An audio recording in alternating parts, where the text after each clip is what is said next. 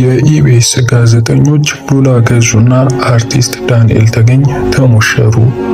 እነዚህ ጥንዶች እንዳሉትም ከሆነ እኔ ልጆችን ያለ አባት ማሳደግ ደከመኝ፣ እንዲሁም እሱ እንደተናገረው ከሆነ ብቸኝነት ከበደኝ። በኢቢኤስ ቲቪ እንደሚታወቀው ብዙ ታምራቶችን እየተመለከትን ነው። አሁን ደግሞ ይህንን ድንቅ ነገር ሰምተናል።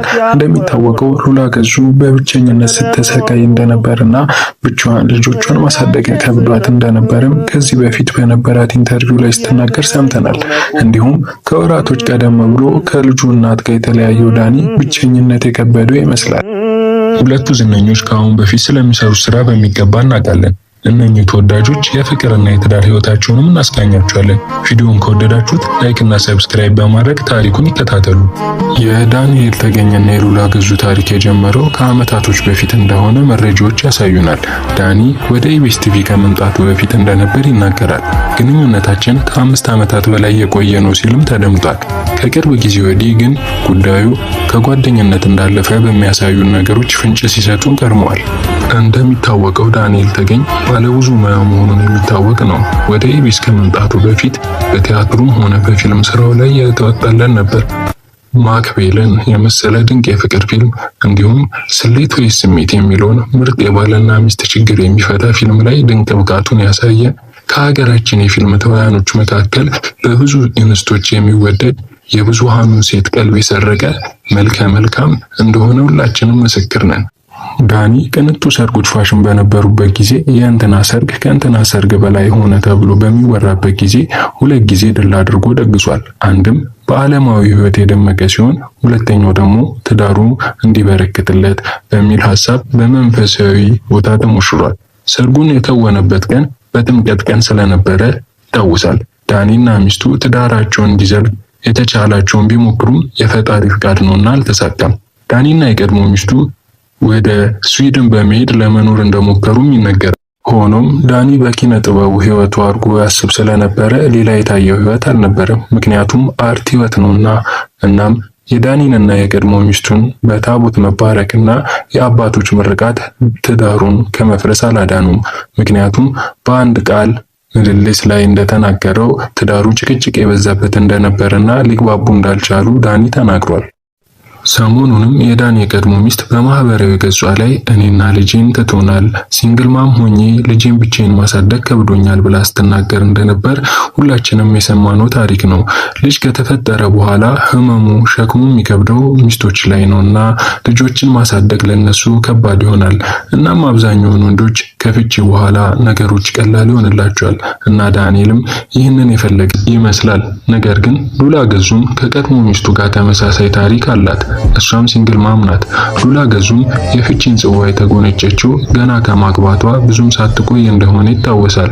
ራሷ ሉላም በቅርብ ያከበረችውን ልደት ምክንያት በማድረግ በኢንስታግራም ገጿ ላይ እንዲህ ስትል ታስተውላለች። አንዳንዴ በጣም ብቸኝነት ይሰማኛል። ይህም ሲሆን መታቀፍ ብቻ ነው የምፈልገው። 2 ልጆች በብቸኝነት እንደማሳደጌ ብቸኝነት ከብዶኛል። ቢሆንም ግን በባህሪ ቶሎ የሚከፋኝ ሰው አይደለም። ልጆቼን ሳይጽናናለሁ ለነሱም እስከ መጨረሻው ታገላለሁ እና ሰዎች ይህንን እንዲረዱኝ ይፈልጋለሁ ብላለች። መልከ መልካሟ ቆንጂያዋ የ2003 ዓመተ ምህረት ሚስ ኢትዮጵያ ሉላ ገዙ ዝናና ሀብትን ገና በለጋ እድሜዋ ነበር የተከተሏት። ሆኖም ግን ይህ ስኬት መጨረሻ አይደለም ትለናለች። በጊዜውም ልቧ ያማረካትን ወጣት ለማግባት ተወስናለች። ከመቀሌ ዩኒቨርሲቲ አቋርጣ በአዲስ አበባ ዩኒቨርሲቲ የሳይኮሎጂ ትምህርቷንና በሁለተኛ ዲግሪ ዩኒቲ ትማር ስለነበር ቤተሰቦቿ ትዳር ይቆይ ሲሏትም አይሆንም ብላለች። ምክንያቱም በጊዜው ኃይለኛ ፍቅር ውስጥ ነበረችና። ይሁን ተብሎ ሽማግሌ ተልኮ በወግ በማዕረግ ጋብቻቸው ቢፈጸምም 2 ልጆችን ካፈሩ በኋላ ግን ትዳራቸው ሊፈርስ ችሏል። ሉላና የልጇ አባት በይፋ ጋብቻቸውን ቀደዋል። የቤተሰቦቼን ምክር ባለመስማቴ ብዙ መስዋዕትነት ከፍያለሁም ትለናለች። ከብዙ ጊዜ በኋላ በፈተና ጸንታ ስኬታማ ሆና እየተመለከትናትም ነው። ከዚህ ትዳር በኋላ በድጋሚ ልታገባ ነው የሚሉ ዜናዎች እየወጡ ይገኛሉ። ሆኖም ግን ይህ ይሁን አይሁን ምንም የምናውቀው ነገር የለም። ሁለቱም የሥራ ባልደረቦች ሊሞሸሩ ነው የሚል ዜና እየወጣ ነው። ሉላ ገዙና ዳንኤል ተገኝ የትዳራቸው ይሆናል ተብሎ ይታሰባል። እናንተስ ምን ትሉናላችሁ? ሐሳባችሁን በኮሜንት እንዲሁም ላይክ፣ ሰብስክራይብ በማድረግ ቤተሰብ ይሁኑን። ስላዳመጣችሁን እናመሰግናችኋለን ከልብ አድርገን። በባህል ወጉ ደምቆ ሰርጋቸው በወላጅ ደስታ ተመርቃችሁ ከቻት በባህል ወጉ ደምቆ ሰርጋቸው በወላጅ ደስታ ተመርቃችሁ ከቻት በባህል ወጉ